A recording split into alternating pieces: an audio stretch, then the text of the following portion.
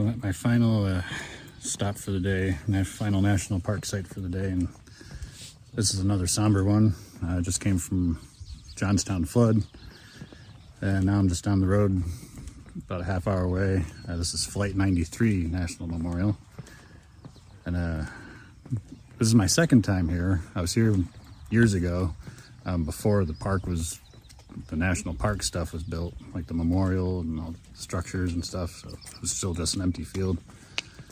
I'm near the visitor center. I'm walking on this black granite walkway, and this is the flight path of Flight 93. So I'm walking with the flight path, and there's this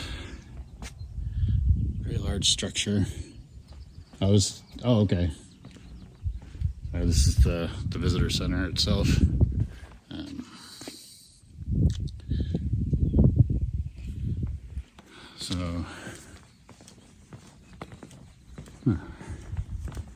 Cool. Curious what the intent of the design was here. I'm walking toward the overlook.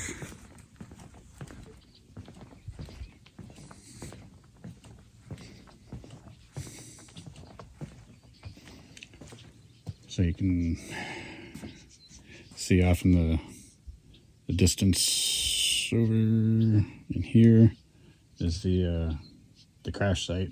I can see there's a marker down there in the field. That's so sad. There was 40 people that went down with the flight. Of course, it's a well-known story by now. The passengers had gotten word of what happened in New York with the World Trade Center and realized it wasn't your normal hijacking, and so they took action and tried to take the flight back from the terrorists, and the terrorists, when they realized they were trying to get into the cockpit, decided to crash the plane instead. And it crashed here just outside Shanksville, Pennsylvania. So I don't know if you can actually go out to the crash site. I don't think you can, but you can drive down a little farther. So I'm gonna work my way down that way.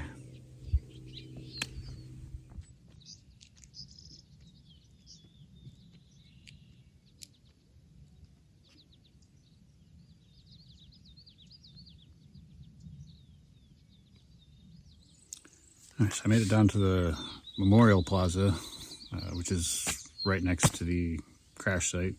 You can see over my shoulder, that's the visitor center where I was just at, with the overlook of the crash site. This wall that you just saw, this has the names of all the people that were on board, all the victims.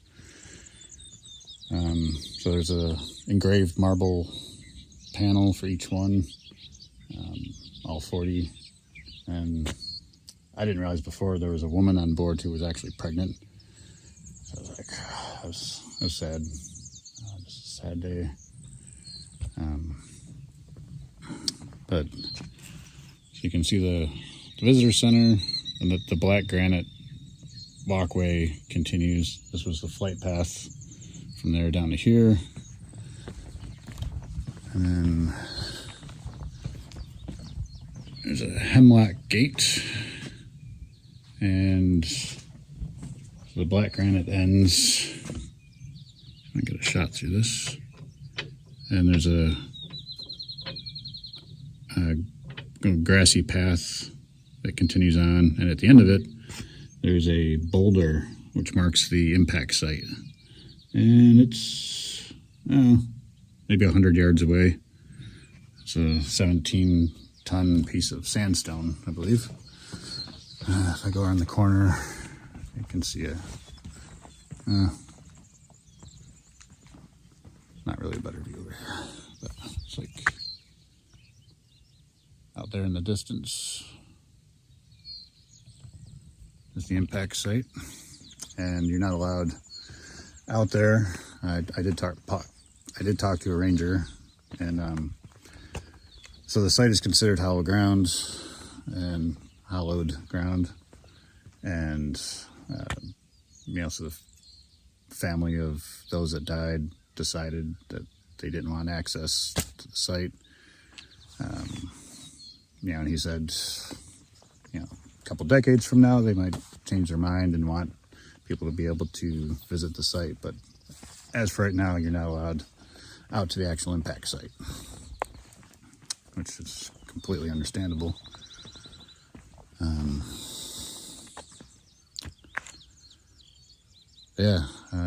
Part of what I love about the national parks, and especially the historical ones, is you read about them in books and see them on TV, but to like actually visit the physical location, be like, this is where history happened, right here.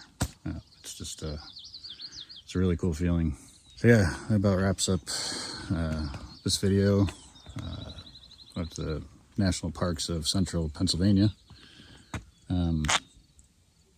So I hope you liked it. It's kind of a sad one between Johnstown and Flight 93, but hopefully got something out of it. So I'll see you in the next one.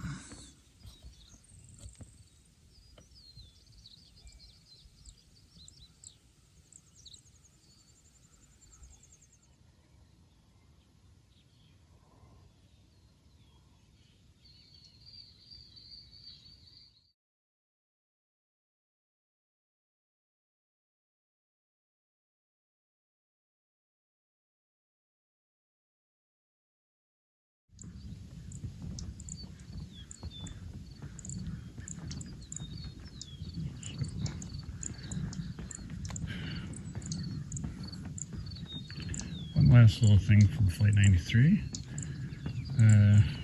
It is out in the open, so you do get some nature. There's a skunk right there. He was just in the path. Now he's running back into the weeds.